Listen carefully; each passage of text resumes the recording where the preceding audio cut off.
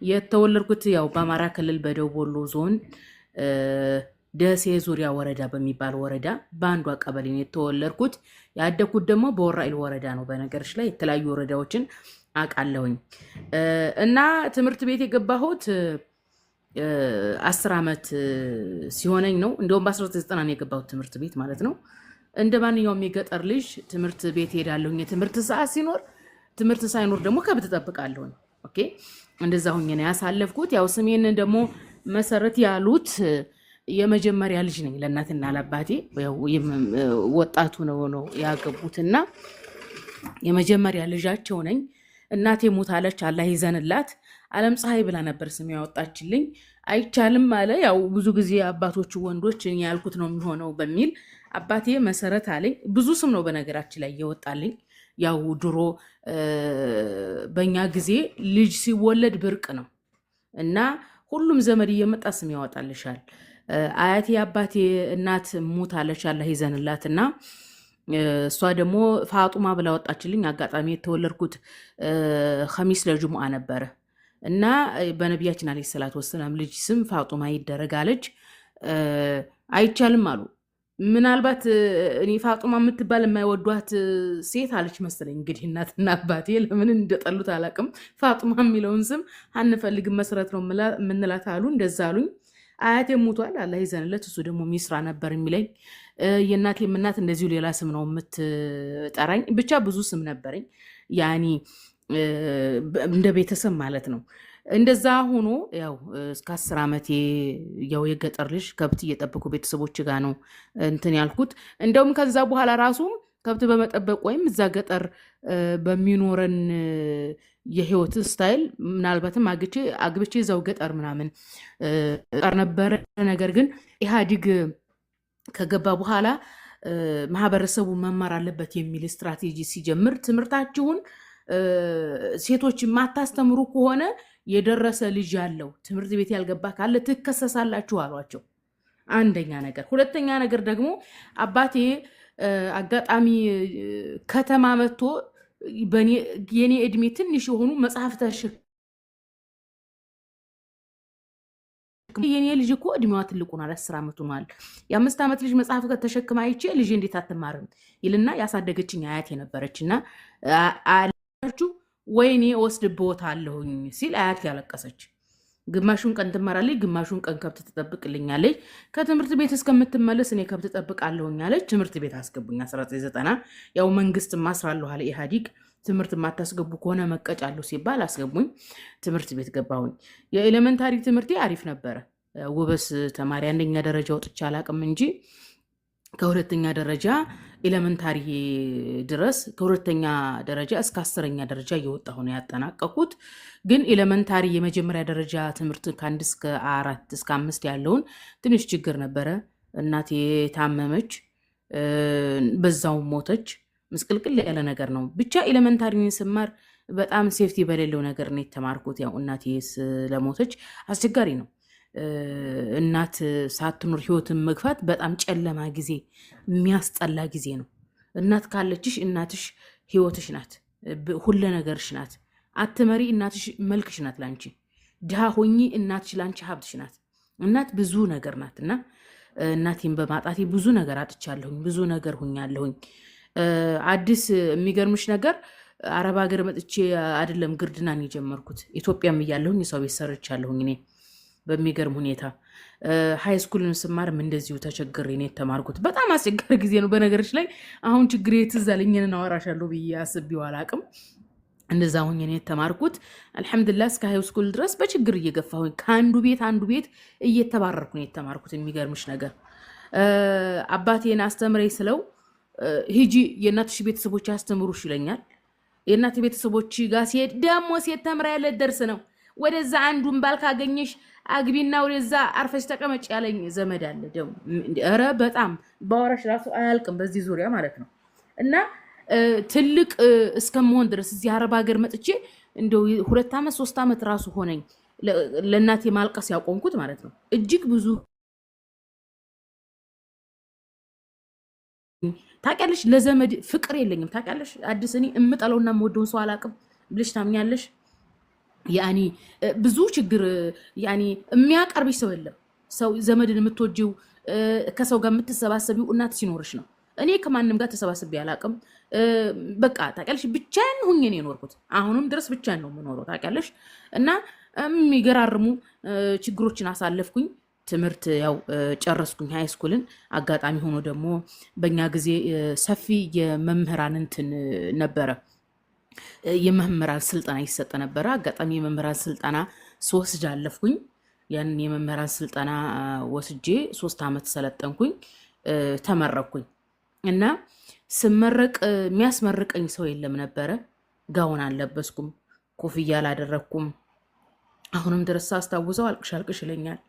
ደውሎ እንኳን ደስ ያለሽ ያለኝ ሰው የለም። ጓደኞች ሲመረቁ እንኳን ደስ ያለኝ ሰው ምለኝ ሰው ስለሌለ ከአካባቢው ሄድኩኝ።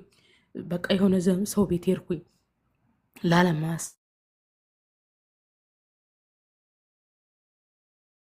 ታውስ ለዓለም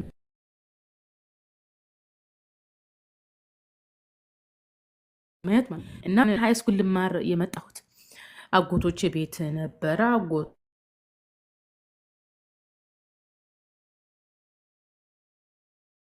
ነበረ እና እንትን የመምህራን ስልጠናውና የነርሲንጉ ስልጠና በተለያየ ጊዜ ነው የሚወጣው። የነርሲንጉ ስልጠና 2 ወር ይቆያል እና አጎቴ ያው ትንሽ ረድቶኛል። እንዳለው ገንዘብ እንደ ህይወቱ መርዳት የሚጠበቅበትን ባይረዳኝም ረድቶኛል። እና እኔ ጋሽ መምህር መሆን አልፈልግም፣ ነርስ ነው መሆን የምፈልገው ስለው፣ አንደኛ የነርሱ ፈተናው ሊከብድብሽ ይችላል፣ ላታልፊ ትችያለሽ። ሁለተኛ ነገር ደግሞ ረጅም ጊዜ ነው። ስለዚህ የመምህራኑ እድል የመጣልሽን ተጠቀሚ አለኝ። እና ሚስቱ በጣም ትቆጣጠረዋለች። ያኔ አላደለ በየቤቱ ይለያያል ህይወታቸው። ሚስቲቱ ናት አለቃው እንጂ እሱ ቸግሮት አልነበረም። በዛ ላይም ደግሞ ያኔ ኋላ ቀር አስተሳሰብ ያለው ማህበረሰብ ነው። ጠንካራ ወንድ ቢሆን ኖሮ አጎቴ ራሱ ቢያስተምረኝ ፍላጎቴን ቢያሳካልኝ ይችል ነበር።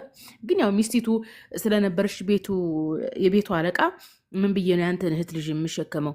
እንደውም ሰው ቤት ሰራ ያልኩሽ ለምንድን ነው እኛ ቤት የምትመጪው? ጉልበት አለሽ አይደለም እንዴ? ሰጥተሻት በይም እንዲህ ብላኝ አባራኝ ነው ከቤት። እና እነሱም ቤት ሰራተኛ ሆኜ ነው በእርግጥ የኖርኩት። እና ብቻ አልሞም ሄድኩኝ። ሃይስኩል ላይ ስማር ግን ይሄ ነርሲንግ ከምጠብቂ የመምህራኑን ተፈተኒ ያለኝ አጎቴ ክርስቲያን ነው። ያኔ ኦርቶዶክስ እምነት ተከታይ ነው እሱ የሚሆነው። በሆነ አጋጣሚ ኦርቶዶክስ ሆኖ ያኔ የሁሉ ሰዎች ነን፣ ሙስሊሞች ነን። በእናቴ በኩል የእናቴ ወንድም ነው እና ክርስቲያን ስለሆነ እሱ አጎቴ፣ እኔ ደግሞ ከገጠር መጥቼ ሙስሊም ናት የሚባል ወሬ ስለተወራ ሰፈር አንዲት የደሴ ልጅ ሃይስኩል ስንማር ነይ ብላ ጠራችኝ። አንቺ ክርስቲያን እንዳትሆኝ አለችኝ። ያኔ ስለ ኢየሱስ ልትነግረኝ ነው። ከዚህ ነው የምጀምረው እንግዲህ የንጽጽሩ ነገር የኔ ማለት ነው። እና ኢየሱስ ሰው ነው፣ ነብይ ነው፣ ደግሞም እኮ አልተሰቀለም አለችኝ። አሁን እኔ ኢየሱስ ምን ይሁን ምን ሰው ይሁን መላእክ ይሁን አላቅም፣ ስለ ሃይማኖት አላቅም። ምክንያቱም እኔ ገጠር ነው ተወልጄ ያደግኩት። ገጠር ሁሉም ሰው እንደኔ ወላሂ የሚል የሚመስለኝ፣ ሁሉም ሰው አማርኛ የሚያወራ ይመስለኝ ነበር። አንቺ ወፎቹ ራሱ አማርኛ የሚናገሩ ይመስለኝ ነበረ። በፊት ልጁ ነን አያቴ እርሻ ይታረሳል አይደለም። አሁን እኛ ገጠር ባቄላ፣ አተር፣ ምስር ሲዘራ የሚደርሰው ጥቅምት ላይ ነው። ጥቅምት ላይ ሂደሽ በጧት ነው መንቀል ያለብሽ። ፀሐይ ከመታው ይረግፋል። እና ጧት ወፎቹ ከጮሁ ወፍ ጮኸ ጉሙ ተነሱ ተነሱ ትላለች። ስለዚህ በቃ ወፎቹ ተነሱ ብለው ነው የሚል ይመስለኝ ነበር፣ ልጅ ስለሆንኩ በጭንቅላቴ ማለት ነው። እና ወፎቹ ራሱ አማርኛ የሚያወሩ ይመስለኝ ነበር። ከዛ ገጠር መጣሁ። የሚገርምሽ ነገር ከገጠር ስመጣ ብሔር ማለት እንደሁ አላቅም። ከኛ ወላሂ ከሚለው ማህበረሰብ ውጭ ሃይማኖት እንዳለ አላቅም። መንግስት ማለት ራሱ አላቅም። ኦኬ መጣሁኝ። እንዲ አንደኛ እድሜ ትልቅ ነው ይገርምሻል። እስከ 8ኛ ክፍል ጥሩ ደረጃ ይዤ ነው የተማርኩት። እድሜ ራሱ 17 ነው። እንዴት ነው ስለ መንግስት፣ ስለ ብሔር፣ ስለ ሃይማኖት ማታውቂው ልትይጂ ያለሽ? አንደኛ የገጠር ልጅ ነን። እንበላለን፣ እንጠጣለን፣ ይመሽልናል፣ ይነጋልናል። ስለ ሃይማኖት ስለምንም አላቅም። አልሞም ሃይስኩል ስማር ልጅቱ በቃ ሃይማኖት ምናልባት ያው ብዙ ጊዜ ከገጠር የሚመጡ ገጠሬ ልጆች የዘመዶቻቸውን ሃይማኖት ይከተላሉ። እኔም ብዙ ማቃቸው አሉ። ኦርቶዶክስም ይሁኑ ጴንጤዎች እነዛ ዘመዶቻቸው ክርስቲያን ያረዋቸዋል እና ክርስቲያን እንዳትሆኚ በክርስትና እኮ ኢየሱስን ፈጣሪ ብለው ነው የሚያምኑት፣ ኢየሱስ ሰው ነው አለችኝ። ያኒ ነገሩ ጆሮዬ ውስጥ አለ እንጂ ኢየሱስ ማን እንደሆነ አላውቅም። የደሴ ልጅ ናት፣ ኸዲጃ ትባላለች። እኔ እንደወድሉን ባገኛውን በዘይራት ደስ ይለኛል። አልሞም ይህንን አለችኝ። ይህንን ብላኝ ሃይስኩልን ጨረስኩኝ እና ደግሞ ከሃይስኩል እንደጨረስኩኝ እንደዚሁም ያጎቴ ሚስት ያው ሰርተሽ ቢ ብላ ከቤት ስላባረረችኝ የሆኑ ሰዎች ቤት ተቀጥሬ ሄድኩኝ ሰራተኝነት ልሰራ እና እነዛ ሰዎች አውቃቸው ነበረ። ሙስሊሞች ናቸው። ያኒ አክራሪስ ሙስሊም ሳይሆን ያኒ ጥሩ ናቸው፣ ለዲናቸው። ቤታቸው ፊልም ምናምን ያሳዩ ነበርና ጁሙአ የሻህ መዲዳትና የዶክተር ዛኪር ይከፈት ነበረ እና ዶክተር ዛኪር አሸነፈ፣ ሻህ መዲዳት አሸነፈ፣ ሙስሊምና ክርስቲያን ገጥሞ ሙስሊም አሸነፈ ሲሉ አልፎ አልፎ ያለው የቤት ሰራተኛ ስለሆንኩኝ ገብቼ ቁጭ ብዬ እንዳይፈቀድልኝም ብቻ ስራ ምናምን ስራ በሩ ላይ አንገቴን አሾልኬ ወይም በሩ ላይ ቁጭ ብዬ ነው የማየውና ሙስሊም አሸነፈ ክርስቲያኑ ተሸነፈ የሚል እንጂ ስለ ሃይማኖትም አላውቅም። ሰላት እንደሚሰገድ ነገሩኝ፣ አንዳንድ ነገሩኝ። እንደውም አንድ ማስታውሰው ያው የገጠር ልጅ ነው። የሚገርምሽ ነገር አሁን ላይ ነው እንጂ ሰው የገጠር ልጅ ሞንሽ ምን ሞንሽ እንዳለ የሚቀበልሽ፣ በፊት አካባቢ የገጠር ልጅ መሳቂያ መሳለቂያ ነው የሚያደርጉሽ ታውቂያለሽ። እና አንድ ጊዜ ማቃቸው ሰዎች ነበሩና በአማርኛ ልጽፍ የርኩኝ የቁርአንን እንትን እንዴት እንደሚሰገድ እኔ አረበኛውን ስለማላቀው አንድ ጁዝ ላይ ለምሳሌ ይሄ እንትን ሱረቱ ናስ እንደሞ ቁል ሁላሁ አሐድን እነዚህን በአማርኛ ጽፌ ልሸመድዳቸው ስጽፍ ሳቀችብኝ ልጅቱ። እሷ ቤት የከተማ ልጅ ናት። ቤተሰቦቿ ቁርአን ቤት አስገብተዋት ቁርአን ቀርታ በአረበኛው ነው የምታነበው። እኔ በአረበኛው ማንበብ ስለማልችል በአማርኛ ልጽፍ ስል ሳቀችብኝ።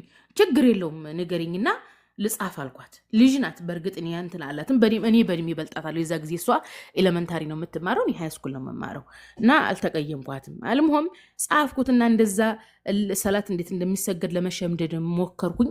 እንደዚሁ እያልን ኮሌጅ ልማር ሄድኩኝና ታመምኩ። በጣም ታመምኩ። ብርድ መጥቶ የታመምኩ። የርኩበት አካባቢ ብርዳማ ስለነበረ የኖርኩበት ሃይስኩል የተማርኩበት ትንሽ ሙቀት ስለነበረ ሙቀቱና ብርዱ ተጋይቶ ኃይለኛ ብርድ ታመምኩኝ እና በዛን ሰዓት ነው እንግዲህ ኦርቶዶክስና ጴንጤ የሚባል ነገር ያወቅኩት። ጴንጤዎቹ እንጸልይልሽ አሉ መተው እንጸልይልሽ ጌታን ተቀበይ አሉኝ። ጌታ ማለት ምን እንደሆነ አላቅ የማውቀው ነገር የለኝም። ታምም ያለሁኝ እኔ የምፈልገው እንድድን ነው። ኦርቶዶክሶች ደግሞ አጋጣሚ ደግሞ ሄድንበት አካባቢ በቃ 100% ኦርቶዶክስ ነው። ደብተራ ምናምን ያለበት ነው። የሚገርምሽ ነገር እንደገና ከአካባቢውን እየኖርኩት ስመጣ ነው ያወቅኩት። ኦርቶዶክስ ካልሆነች ጂኒዋ አይለቃትም ጋኒኗ አይለቃትም አለ። የሚገርምሽ ነገር እኔ አልፈልግም አልኩ። ጴንጤዋንም አልፈልግም አልኩኝ። እኔ ቤተሰቦች ጋር ነው መሄድ የምፈልገው አልኩ። በቃ መሞት ስለመሰለኝ እኔ ቤተሰቦች ጋር ነው መሄድ የምፈልገው አልኳቸውና አስቆምኳቸው ሁለቱንም። ከዛ እምቀርባት እምወዳት አንዲት ኦርቶዶክስ እምነት ተከታይ ያለች። የሚገርምሽ ነገር አረብ ሀገር ስመጣ ለመጀመሪያ ጊዜ ስጦታ ያገዘሁ ለሷ ነው። ያኔ ከሄድኩ ብዬ ማለት ነው። ጥሩ ሰው ናት። አብልታኛለች፣ አጠጥተኛለች። ያጎቴ ሚስቶች ከቤት ሲያባረሩኝ እሷ ቤት ሂጄ በላ ነበረ። እንደዚህ አደረጉኝ እያልኩኝ የምነግራት እሷን ነበር። እና አጋጣሚ እኔ ያለሁበት አካባቢ መጣች። እኔ ያለሁበት አካባቢ ስትመጣ ታምሜ ስታየኝ በቃ ይሄ አካባቢውም አዲስ ስለሆነ ምናልባት እንደው ሰይጣን ምናምን ይዞሽ ሊሆን ይችላል ምናምን አለችና ሰው ለምና ኦርቶዶክስ እምነት ተከታይ ስለነበረች ያው ጸልየችልኝ። ይሄ የጸሎት መጽሐፍ ምናምን እሱን ምናምን አነበበችልኝ። ከዛ ለማምናምን ብላ ጸበል ይዘኝ ሄደች። ስላሴ ይዘውኝ ሄዱ፣ ገብርኤል ይዘውኝ ሄዱ። ያልሄዱበት የለም ብቻ አስጠመቁኝ። ያኔ አስጠመቁኝ ሳይሆን የጸበል አስገቡኝ። አልተሻለኝም። አጋጣሚ ብርድ ስለነበረ የተለያዩ ሐኪሞችን ስጠይቅ ብርድ መቷት ነው አሉ። ያንን መርፌ ተወጋሁኝ፣ ተሻለኝ። እና የንጽጽሩ የሚጀምረው ይሄንን ያልኩሽ ምንድነው የንጽጽሩ የሚጀምረው ከዚህ ጋር ነው። ይሄ የተለያየ ሃይማኖት እንዳለ ገባኝ። የኛ ሃይማኖት ትክክል ነው የሚል ነገር በቃ እንጂ ድፕሊ አላውቀውም ሲጀምር ስለ ሃይማኖቱ ማለት ነው። ከዛ እንደዚህ እየተማርኩኝ እያለ አጋጣሚ ሰው ቤት ገብቼ የሰራሁባቸው ሰዎች ጥሩ ናቸው። ያኔ መጀመሪያ ሃይ ስኩል እንደጨረስኩኝ የሰራሁባቸው ሳይሆኑ ሌሎች ነበሩ። ሌላ ቤትም ገባሁኝ እንደዚሁ እና አጋጣሚ ስማር መሀል ላይ ላግ አደረኩኝ። ኮሌጅ የሆነ ትምህርት ዲ አመጣሁኝ፣ የሆነ ኮርስ ዲ አመጣሁኝ። አጋጣሚ ዲ ካመጣሽ ካልሞላልሽ እንደገና 6 ወር ወደኋላ ያስቀርሻል። 6 ወር ወደኋላ ሲያስቀረኝ አመት ሆነው። አልሞም እነዛ ሰዎች ጋር ስሰራ እነዚህ ሰዎች ጠንከር ያሉ ናቸው፣ ጎበዞች ናቸው።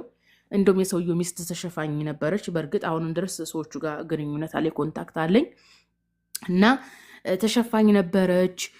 የተለያዩ ሃይማኖት መጽሐፍቶችን ያመጣሉ። የነ ሐሰን ታጁ መጽሐፍ አለ፣ የተለያዩ መጽሐፍቶች ቤታቸው አሉ።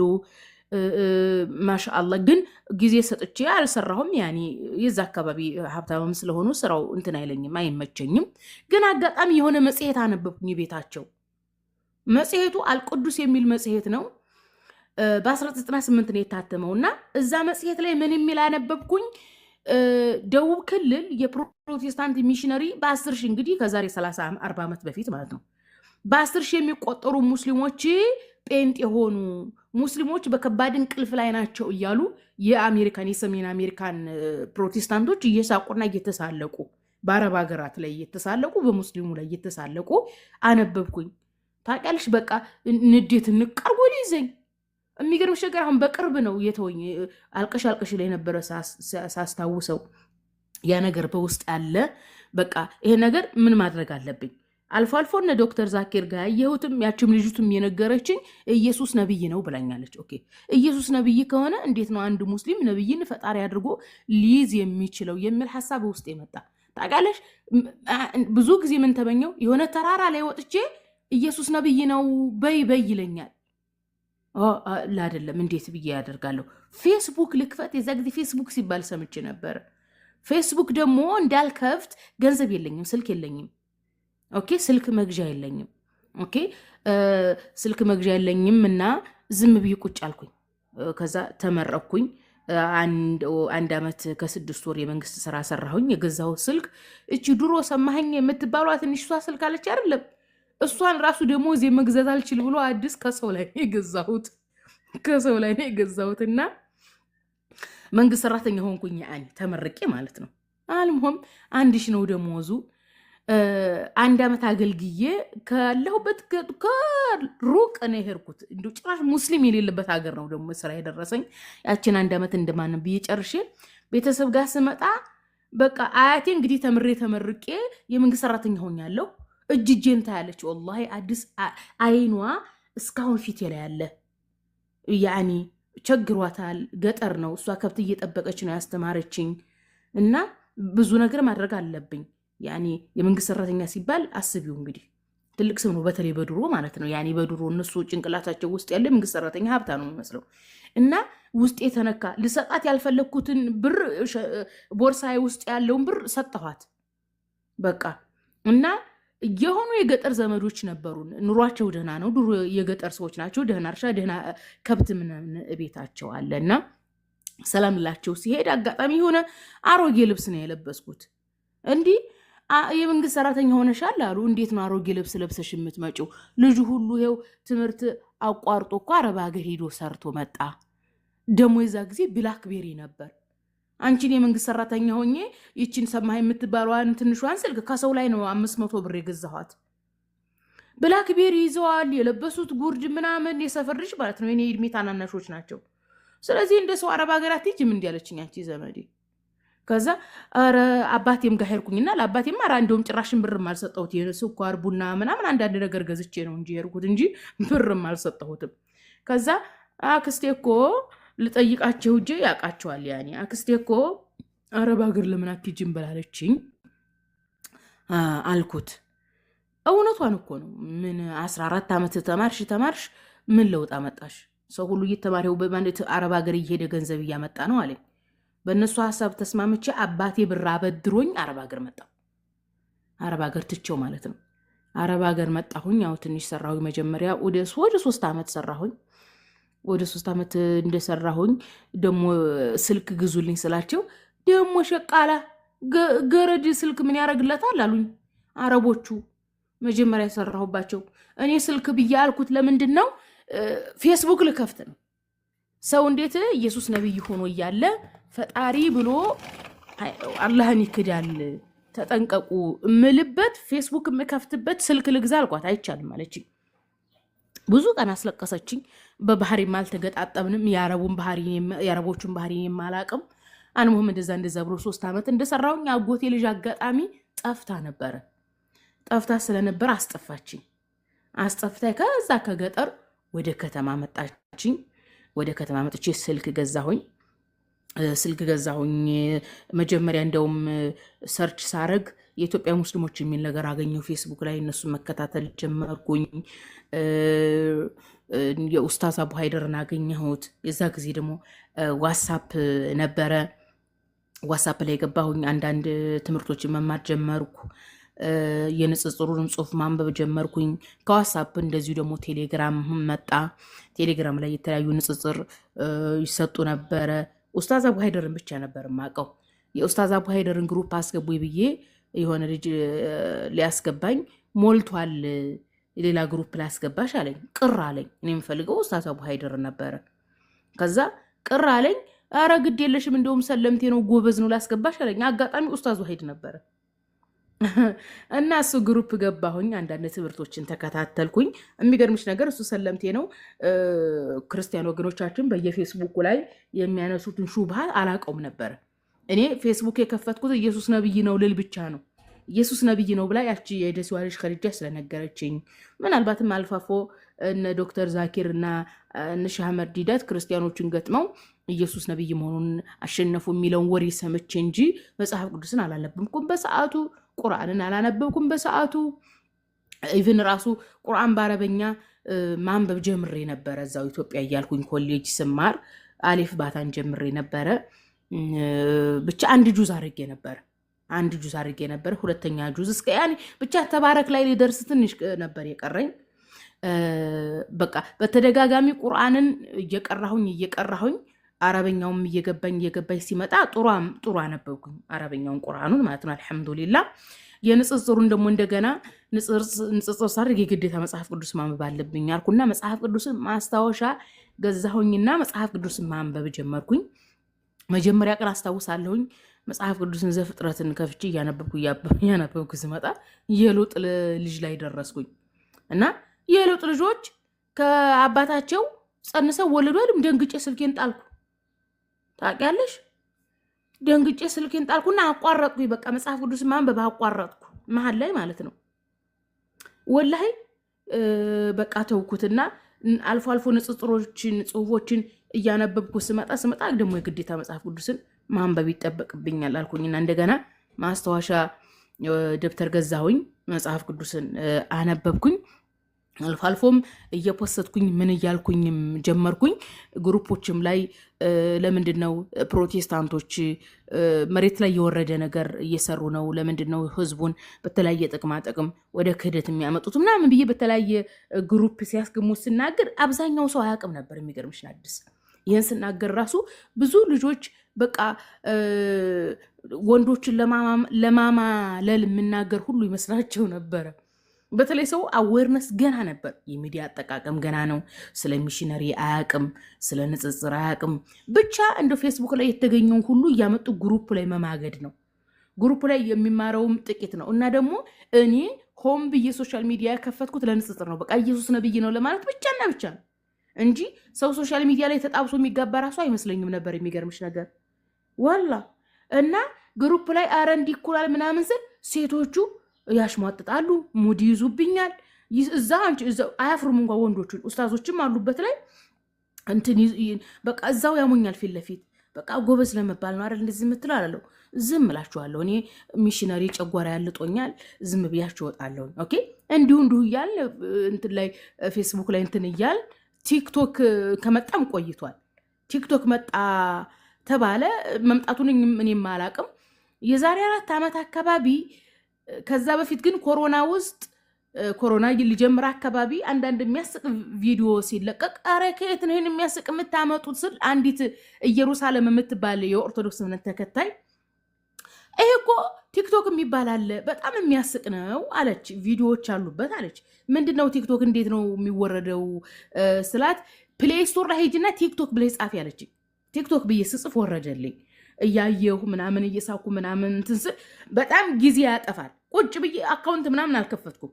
ሳንሸራትት ነው ሙሉ ታውቂያለሽ። ማዳምን ስራ ከጨረስኩኝ ከዛ አጠፋሁት። በቃ በጣም ጠፈሸኝ። እሱ ላይ ጊዜ ማባከን እንትን ስለደበረኝ አጠፋሁት። ደግሞ ኢትዮጵያውያኖችን እራሱ አላገኛቸውም። አጠፋሁትና መሀል ላይ ደግሞ ከፈትኩት። የዛሬ 4 ዓመት አካባቢ 4 ዓመት ሞልቶታል። አጋጣሚ ቲክቶክ ከፍቼ አንድ ጴንጤ ልጅ አየሁኝ። ሙልጭ አርጎ በእስልምና ላይ ሲቀጥፍ ማለት ነው። እንዲህ በቃ እሳት ለበትኩ፣ እሳት ጎረስኩ አልኩሽ። ሰውነቴን ነዘረኝ ሁላ። ይሄማ መልስ መስጠት አለብኝ አልኩኝ። ከዛ አካውንት ከፈትኩኝ። ከዛ ፕራይቬት አደረግኩት። ለልጁ ብቻ ነው የሰጠሁት፣ ሌላ ሰው እንዲያየኝ ማለት ነው። ሌላ ሰው እንዲያየኝ አድርጌ ለልጁ ብቻ ቪዲዮ ሰራሁኝና ተውኩት። እንዴ ከዛ ደግሞ የሆነ ቲክቶክ ቪዲዮ ተለቋየሁኝ። ቪዲዮአችሁን ብዙ ሰው እንዲያየው ከፈለጋችሁ ፕራይቬት አታድርጉ የሚል ነገር መጣ። ኦኬ ፕራይቬት አታድርጉ የሚለውን ሂጄ ፕራይቬት የሚለውን ፈታሁት። ቪዲዮ እየሰራሁኝ መጣሁኝ።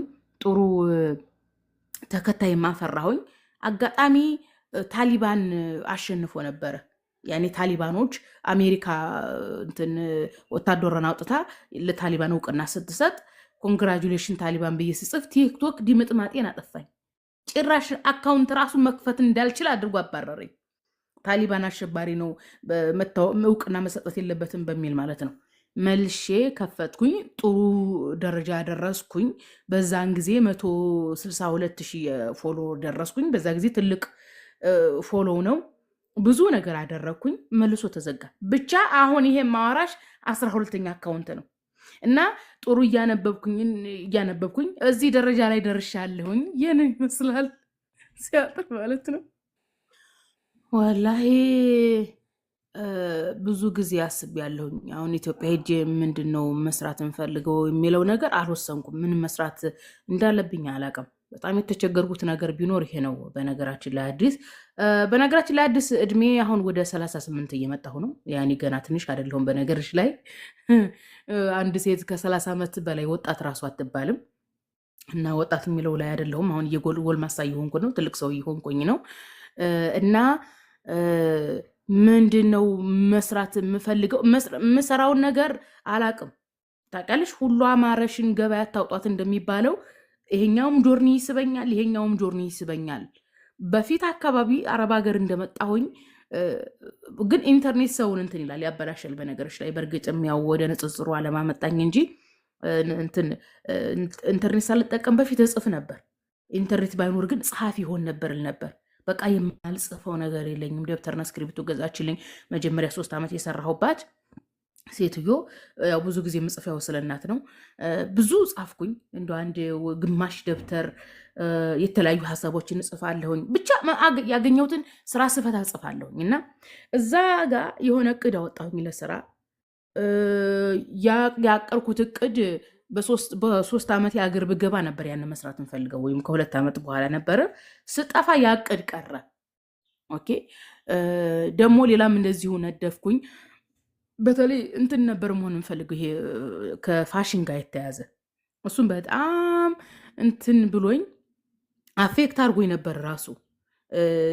አንድ ጊዜ እንደው ማስታወሳለሁ ስልኬን የሞላው ስለ ፋሽን ነበረ። በቃ ፋሽኒስት አለመሆን ማለት ነው። ያለ አይደለ እንትን ነው ይሄ ከብራንድ ጋር የተያዘ ዝም ብሎ ልብስ ሻጭ ሳይሆን ከብራንድ ፋሽኒስት ነበር መሆን እንፈልገው። ስልኬ ፎርማት አድርጎ አብሮ አስተሳሰብን ፎርማት አይሆንም። አዲስ ከ8 ዓመት ምናምን ይሆነዋል። ከ8 ዓመት በፊት ከ7 ዓመት በፊት ነው ስልኬ ፎርማት ሲል አብሮ አስተሳሰብ ያሰብኩት ስለዛም ፎርማት ሆነ። በቃ ተውኩት፣ ቀየርኩ ሀሳብ። በቃ ደበረኝ። ያኔ ቆዘምኩ አልኩሽ፣ ለረጅም ጊዜ ቆዘምኩ። ደግሞ ሀሳብ ቀየርኩኝ። ብቻ በተለያየ ጊዜ የተለያየ ሀሳብ ይመጣልኛል። ያንን እተዋለሁኝ እና አሁን ደግሞ ምን አሰብኩኝ? በቃ ስለምንም ነገር አላስብም። አገር ልግባና በቃ የሆነ ነገር ፊቴ ላይ ያገኘሁትን ወይ እሰራለሁኝ ወይ አልሰራም። በቃ አርፌ ቁጭ እላለሁ አልኩኝ እንጂ ይሄን ልስራው ብል ይሄኛው ሀሳብ ደግሞ ይመጣልኛል። ደግሞ ህል ስራው ስል ደግሞ ይሄኛው በጣም እንትን ታውቃለሽ ብትንትን አደረገኝ። ስለዚህ አቆምኩኝ እና ይሄን ልሰራ ነው ምልሽ ነገር የለኝም ነው ምልሽ። እሺ ልጅቱ እንደነገረችኝ ኢየሱስ ነብይ ነው አለችኝ። ኢየሱስ ነብይ ነው የሚለው ነው ጭንቅላቴ ውስጥ ያለው እንጂ ኢየሱስ ደግሞ ማን ነው የሚል ነገር ነው አላውቀውም ሲጀመር ኢየሱስን። ያንን አለፍኩኝ። ግን ወደ ንጽጽሩ እንዲገባ ያደረገኝ ምንድን ነው ሙስሊም እንዴት ሃይማኖትን ይቀይራል የሚል ልክ ነው ያዘኝ። ጴንጤዎቹ ሙስሊሞቹን ደቡብ አካባቢ አሁን ለአሁን ላይ እያነበብኩ ስመጣ ያወቅኩት ምንድን ነው እንደውም የአሜሪካን ሚሽነሪዎች ሲመጡ ጅማ ነበር የፈለጉት። ጅማ ሊገቡ ሲሉ ተከልክለው ነው ወደ ማዕከላዊ ኢትዮጵያ ወደ ከምባታና ወደ ሀዲያ የገቡት። እነሱ አቅደው የመጡት ጅማን ነው፣ ግን የገቡት ሀዲያና ከምባታ ላይ ነው። እንግዲህ ሀዲያና ከምባታ ላይ ነው ከዛሬ 40 ዓመት በፊት 10,000 ሙስሊም ብሎ ማለት አስቢ። አሁን ላይ 35 ሚሊዮን ደርሷል የሀዲያና የከምባታ ጴንጤ። ስለዚህ 35 ሚሊዮን የደረሰው ከዛሬ 40 ዓመት በፊት ሙስሊም ነበር ማለት ነው። ኦኬ እንዲህ ሙስሊሞቹን እንዴት ይሸውዳቸዋል ነው። ኦኬ ኢየሱስ ነብይ ነው ከተባለ ኢየሱስ ሰው ነው፣ ሰው መሆኑን ደግሞ እየገባ ይመጣ። ኦኬ ሰው ነው አሉ። እንግዲህ ሰው ከሆነ ያ ሰው ነብይ ነው። ነብይን ፈጣሪ እንዴት ይላሉ? እንዴት ሙስሊሞቹን ካፊር ያድርጓቸዋል የሚል ልክ ነው ወደ ንጽጽሩ ያመጣኝ። ጴንጤዎች ወይ ፕሮቴስታንቶች ወይ ኢየሱስ ነብይ ነው፣ ሰዎችን ሙስሊሞችን አትሸውዱ ልል ነው እንግዲህ ንጽጽር ውስጥ የገባሁት። ኦኬ እያነበብኩ ስመጣ ስለ ኢየሱስ ነብይነት ሰውነት ለንጽጽር የሚጠቀሟቸውን ኡስታዝ አቡ ሃይደር ወይም ሌሎች ኡስታዞች የሚጽፏቸውን አነባለሁ። ሳነባ በትክክልም ይኸው ኢየሱስ ነብይ ነው እላለሁኝ። ነገር ግን መጽሐፍ ቅዱስን በትክክል ሳላነባ አልፎ አልፎ ደግሞ ክርስቲያኖቹ የሚያመጡት ነገር ደግሞ እንትን ይላል፣ የሆነ ሁለት ልብ ውስጥ ያስገባሻል። ኦኬ ስለዚህ እንደዚህ ለጀማሪ ሰው እንደዛ ነው፣ ግራ ይገባል። እኔ አሁን ብዙ ጊዜ ሰው ጋር አላወራም። ኦኬ ቻት አላበዛም። ኦኬ ፌስቡክ ላይ እጽፍ ነበረ ወይም አነብ ነበረ። ያነበብኩትንና የጻፍኩትን ነገር ከራሴ ጋር ብቻዬን ሆኜ ማውራት ጀምራለሁ እንዲገባኝ ማለት ነው። አሁን ስላነበብሽ አይገባሽም። አንድ ጊዜ አስታውሳለሁ ኡስታዝ ዋሂድ የሆነ ጽሁፍ ጽፎ ስለጻፈው ጥያቄ ጠየቁት ግሩፕ ላይ። ያኔ ጠየቅ ነው ልበልሽ፣ እንዴ እናንተ አታነቡም እንዴ? እኔ የጻፍኩት እኮ እንዳትጠይቁኝ ነው፣ አንብባችሁ አትረዱም እንዴ አለ። ተቆጣ። ግን አንብበነዋል። እኔ ደግሜ ሄጄ አነበብኩት። አንድ ነገር ስላነበብሽ ይገባሻል ማለት አይደለም። ኦኬ ታነቢውና ያነበብሽውን አስቀምጠሽ ከራስሽ ጋር ስትነጋገሪ ነው የሚገባሽ።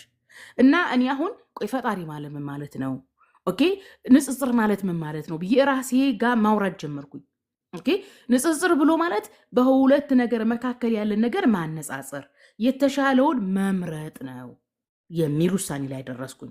ስለዚህ በእስልምናና በክርስትና መካከል ንጽጽር ሲደረግ የማህበራዊ ህይወት ሁለቱም ሃይማኖት ያምተው የሚልሽ መልካም እንድትሆኝ እንደሚሰብክ አውቃለሁኝ። ያኔ ታውቂያለሽ ፖላይቲ በሆነ ተፈጥሯዊ በሆነ አስተሳሰብ እንግዲህ ክርስትናም መጥፎ ሁኑ ካላለ እስልምና መጥፎ ሁኑ ካላለ ምንድን ነው የሚያለያየን የሚለውን ከራሴ ጋር ስነጋገር ምንድን ነው መለኮታዊ አስተምሮ እስልምና ለአምላክ የሚሰጠው ምንነትና ክርስትና ለአምላክ የሚሰጠው ምንነት ነው የሚያለያየን የሚል ነጥብ አገኘሁኝ። ኦኬ ስለዚህ በእስልምና ይህንን ምድር የፈጠረ አምላክ አላህ የተባለ አምላክ እንዳለ፣ ይህ አምላክ ከጥንት ጀምሮ ከአዳም ጀምሮ ነብያቶችን እንደሚያስነሳ፣ ይህን አምላክ ማንም አይቶት እንደማይችል፣ ይህ አምላክ ታላቅ እንደሆነ፣ ደግ ሩህሩህ እንደሆነ፣ ስለዚህ አምላክ ስታስቢ ውስጥሽ በደስታ እንደሚሞላ፣ ደግ አምላክ እንደሆነ፣ መለኮት እንደሆነ፣ መለኮት በምንም ልትመስዩ ማትቺ፣ እንዲኮነ ሰው ሆኖ ነበር መቶ ሞተ ማትዩ ነገር ነው የሚል ነጥብ ላይ ደረስኩኝ። ስለዚህ ስለ አምላክ ስለ መለኮት ሳስብ እንደዚህ ካልኩ በክርስትናው አምላክ እኮ ሰው ሆነ መጣ በላ ጠጣ መባሉ እጅስ ትክክል አይደለም። ሰው ነው። በሰውና በእንስሳ መካከል ልዩነት አለ። ያኒ የሰውና የእንስሳ እውቀት እኩል አይደለም። አሁን እንስሳ ባለቤቱን ያውቃል፣ ያበላውን ያጠጣውን በተደጋጋሚ ያደረበትን ቤት ያውቃል። ነገር ግን የሰው ልጅ በእንስሳ ልክ አይደለም፣ እውቀቱ የተለየ ነው። ኦኬ በፍጥረታት መካከል እንደዚህ የደረጃ ልዩነት ካለ በሰው ልጅና በመለኮት መካከል ትልቅ ደረጃ አለ፣ የልዩነት ደረጃ አለ። ስለዚህ መለኮትን ማንም ሊደርስበት የማይችል ነው። ስለዚህ ሰዎች ሰው ሆነ እንዲኮነ የሚሉት በራሳቸው ስልጣን የሚናገሩት ነው። ይህ መሆን የለበትም የሚለው ነገር እስልምናው ላይ ያለው እንትን ይሄን መሆን አለበት የሚለው እንትን አልኩኝ። ይሄን ያልኩት ለምንድን ነው? በቃ ኢየሱስ ነብይ ነው ኢየሱስ ነብይ ነው ሲባል እኔ አልኩ አንድ ጊዜ እንደው ማስታውሳለሁ ኮሌጅ ሲማር የተከራየሁባቸው ሰዎች ኦርቶዶክሶች ስለነበሩ እመኑኝ ኦርቶዶክስ በሆነ ራሱ ሃይማኖት ቀይር ነበር አልኳቸው። ምክንያቱም ኢየሱስ ነብይ ነው። እንዴት ነው? ፍጹም ሰው ነው፣ ፍጹም አምላክ ነው። ኢቭን ስላሴ የሚለው ጠይቀሽ ዙረሽ ትጠይቂያለሽ። የጠየቅሽውን ይመልሱልሽና ደግሞ መልሰሽ ውድ ጥያቄ ያስገባሻል። ያኔ አይደለ የሆነ ዙሪያ ጥምጥም የሚያስኬድ ንጥልጥል አድርገሽ የምትረጁ አንድ ሲደመር አንድ እኩል ይሆናል ሁለት ሚል መልስ አታገኝም። የሆነ ራሱን የቻለ ምንነት የለውም። የሆነ ታውቂያለሽ የተወሳሰበ እንደውም ምን እላለሁ መሰለሽ በሎጂክ ደረጃ የሰው ልጅ በቋንቋ ደረጃ ቋንቋ የተፈጠረው የሰው ልጅ ሊረዳበት እንዲችል ነው። ሂሳብም የተፈጠረው አንድ ሲደመር አንድ ሁለት ብለሽ እንድታውቂ ነው። በቃ በሂሳብ ደረጃ አንድ ሲደመር አንድ እኩል ይሆናል ሁለት በሚለው ስላሴን ካልተረዳ ነው። ወይም በአማርኛ ቋንቋ አበበ በሶ በላ ሲባል አንድ ሰው አበበ በሶ እንደበላ ይረዳል በቋንቋ። በዚህ መልኩ ካልተረዳ ነው ይሄ ነገር ትርጉም የለውም። የሚያደናብረን ከሆነ ሊገባን የማይችል ከሆነ ዘላለም ዓለማችን ዙሪያውን የምንጠይቅ ከሆነ ይሄ ነገር ትክክል መሆን የለበትም። ሰው ሰው ነው፣ ነብይ ነብይ ነው፣ መልአክ መልአክ ነው፣ ሁሉም የራሱን ዓለም የያዘ ነው የሚል እንትን ላይ ደረስኩኝ። የሚል የሆነ ከህሊናሽ ከተፈጥሮሽ የምትረጁዋል አይደለ? እንደዛ በመረዳት ነው እንግዲህ ንጽጽሩን ያወቅኩት። ወደ ንባብ ስመጣ ብዙ ጊዜ የምመክራቸው ምንድን ነው ስታነቡ በደንብ አንብቡ። በተለይ አሁን ላይ ያዳበርኩት ነገር ምንድን ነው? አሁን ላይ ያዳበርኩት ከበፊቱ በጣም ይሻላል፣ ልዩነት አለው። ይገርምሻል። በፊት ኡስታዞች ላይ ዲፔንደንት የሆንኩ ነበርኩኝ። እነሱ የሚጽፉትን ማንበብ፣ እነሱ ለንጽጽር የሚጠቀሙትን ይዞ መሮጥ። ይሄ ጥሩ አይደለም። መጽሐፍ ቅዱስን ሳነብ ራሱ መጀመሪያ ላይ እደናገር ነበር። እንዲህ እውነት ክርስቲያኖቹ እንደሚሉት ኢየሱስ እንደ ፈጣሪ ሆነ እንዴ ብዬ አውቃለሁኝ። ታውቂያለሽ እነሱ የሚሰጡትን መጽሐፍ ቅዱስን ሳነብ። ምክንያቱም ሁላችንም የስርዓተ ነጥብ አጠቃቀም አናቅም፣ ቶፒክ አናቅም፣ አውድ አናቅም። የሚገርምሽ ነገር እና ከቁርአን ይልቅን ያልዋሽሽም መጽሐፍ ቅዱስ ነው በጣም ብዙ ጊዜ ያነበብኩት። ከዛ እያነበብኩት ስመጣ አውድ ማለት ምን ማለት እንደሆነ ሲገባኝ ቶፒክ የሚባል ርዕስ ይሰጣል። ልክ ትምህርት ቤት ስንማር በተለይ 90ዎች ላይ ብልጣጦጢት የሚል ርዕስ ይሰጣል አይደለ? ስለ ጦጣ ለማውራት ነው። ደግሞ እንዲህም ልጅነቴ የሚል ደግሞ ትምህርት ነበር። ያን ስለ ልጅነታችን ሊያወራ ነው አይደለ? ርዕስ የተሰጠው መጽሐፍ ቅዱስ ላይ ርዕስ የተሰጠው በዛ በተሰጠው ርዕስ ስር ሊያወራ ነው። ስለዚህ ርዕሱ እንደሚነግረን ስርዓተ ነጥቡ እንደሚጠቁመን አውዱን አንድ ጥቅስ ስለሰጡን ክርስቲያኖች ይዞ መረጡ ሳይሆን ጥቅሱ ያለበትን ሙሉ ማንበብ እንዳለብኝ እና ተደጋጋሚ ማንበብ እንዳለብኝ ተረዳሁኝ። እና ንጽጽር ላይ ለምትሰሩ ሙሉ መጽሐፍ ቅዱስ ማንበብ አለባችሁ። ይሄ ነው። ሙሉ መጽሐፍ ቅዱስ የማታነቡ ከሆነ ኡስታዞች ወይም ንጽጽር ላይ የሚሰሩ ሰዎች ይዟት የሚሮጡትን አንቀጽ ይዛችሁ የምትሮጡ ከሆነ ያተረዳችሁ ማለት አይደለም። ይህንን ነው እንግዲህ የተረዳሁት። አዲስዬ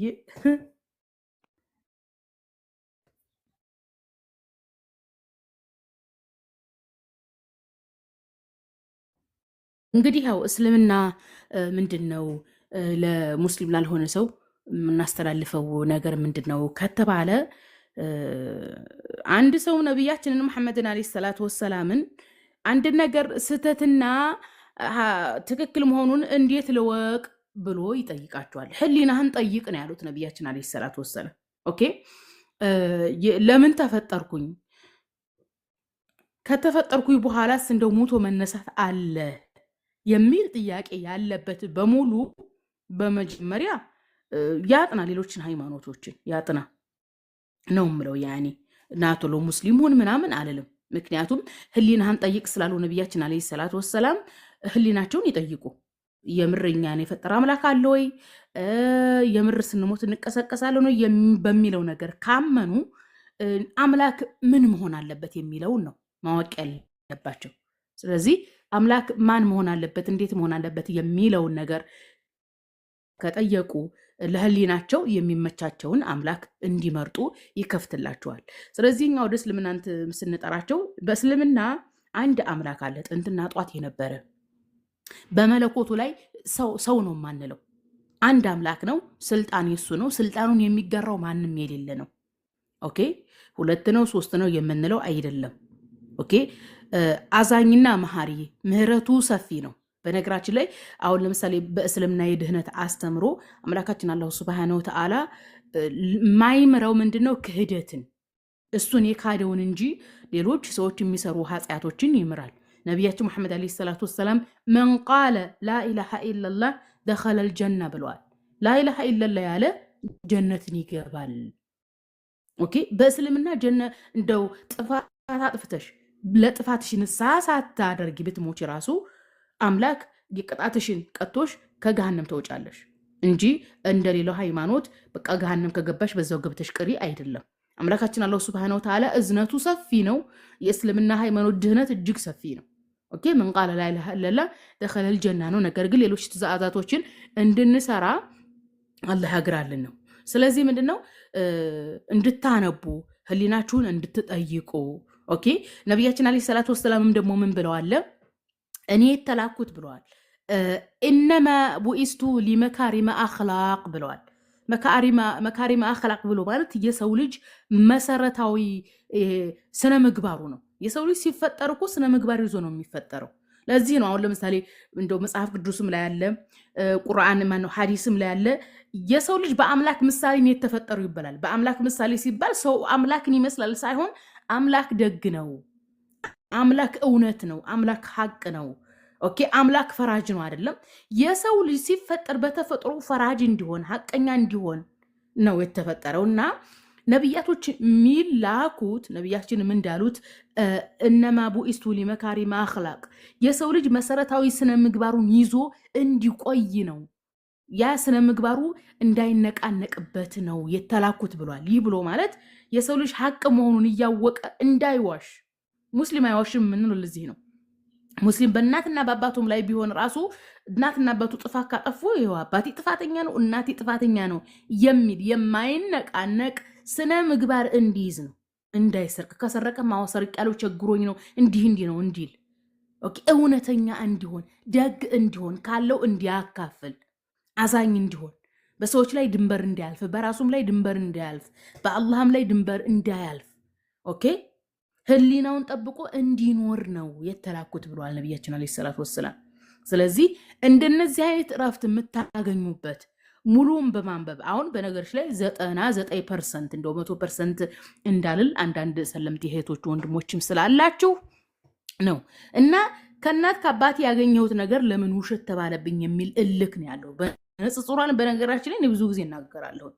ከሌላኛው ወገን ንጽጽር እያደረጉ ሳይሆን ለምንኛ ትክክል ካልሆን በሚል እልክ የተሞሉ ናቸው። እልክ መርፌ ያስወጣል እንደሚባለው እልክ ጥሩ አይደለም። እልክ መጋባት ሳይሆን እውነትን ፈልጉ፣ አምላክን ፈልጉ። እንደው የፈጠረኝ አምላክ ምን መሆን አለበት የሚል ውስጥሽን ሳቲስፋክሽን የሚሰጥሽ ስትተኝ በሰላም የምትተኝበት ኦኬ። ስትነሽም ስለ አምላክሽ ዘላለም እንዴ ምድራዊ ህይወትሽን የምታካሄጅበት ዳቦሽን ፍለጋ በሰላም የምትወጭበት ቀን ሲሆን ግን የማመልከው አምላክ እንዲህ ነው እንዲህ አይሆንም እንዲህ ለምን እንዲሆን የሚል ጥያቄ የማትጠይቅበት ሰላማዊ እንቅልፍ የምትተኝበት ሰላማዊ መንፈሳዊ ህይወት የምታሳልፊበት ነው ኢስላም የኔ እንዴ። ምክንያቱም የፈጠረን አምላክ አለ፣ እሱ ወዶ ገነት ካስገባን ነው የምናየው ብለናል።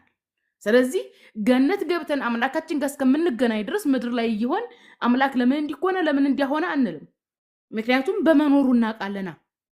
ኦኬ ደግሞም ውስጣችን አምላክን በሚፈራበት ልኩ ነው መኖር ያለብን እና ዓለምም እንትን እንዳይለን በተለያዩ ሰው ሰራሽ ነገሮችም በብልጭልጮችም እንዳንከዳ ውስጣችን ነው ማዳመጥ ያለብን። ብልጭልጭ ነገር በጆሮአችን የምንሰማው ነገር በአይናችን የምናየው ነገር ሳይሆን ሊስበን የሚገባው ውስጣችንና ህሊናችን ጋር ተነጋግረን ነው አምላክን ማምለክ ያለብን። እኔ እኮ ስለ ንጽጽር ፌስቡክ ላይ ስጽፍ ማለት ነው ስለ አምላክ አላቅም። ንጽጽር ላይ ዝም ብዬ ጽፋለሁኝ ኢየሱስ ነብይ ነው ላለሁኝ፣ ግን መለኮት ምንድን ነው የሚለውን አላቅም ነበረ።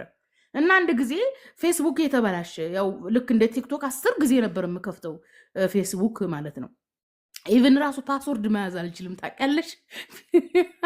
ብዙ ጊዜ ፓስወርድ ማስገባት ሳልችል ቀርቼ ፌስቡክ ላይ ራሱ በስሜ ሰርች ብታገኘ ይህን አካውንት ታገኛለች። እና በቃ ብቻዬን ሆንኩኝ። ብቻዬን ሲሆን ግን አምላክ ማለት ምን ማለት ነው የሚል ጥያቄ ከራሴ ጋር መጣ።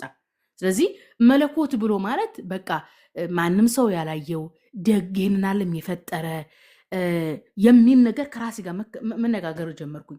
ወላሂ እንደውም የሆነ ቤት ስሰራ ነው ጊዜውን፣ ሰዓቱን፣ ቤቱን፣ ክላሱን ሁሉ አስታውሳለሁ አሁን ትዝ ሲለኝ። ከዛ በኋላ እረፍት ተሰማኝ ታውቂያለሽ። ከዛ በፊት ሙስሊም ሆኜ ኢየሱስ ነብይ ነው ላለሁኝ እንጂ ኢቭን እንኳን ማንን ነው የማመልከው የሚለውን ነገር አምላክ ምንድነው ሲባል ራሱ በስነ ስርዓቱ አልመልስም። ኦኬ። ከዛ ምን አደረኩኝ? በቃ አምላክ ብሎ ማለት የሰው ልጅ ስለ አምላኩ ሲያስብ ውስጡ በደስታ ሊሞላ ይገባል።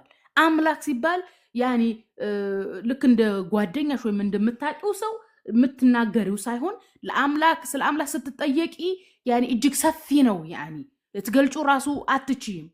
ታላቅነቱን፣ ደግነቱን፣ መልካምነቱን፣ መለኮትነቱን ያኔ ህሊናስ ራሱ አድማሱን ያሰፋል። ግን ስለ አምላክ ስታስቢ ደስ ይልሻል።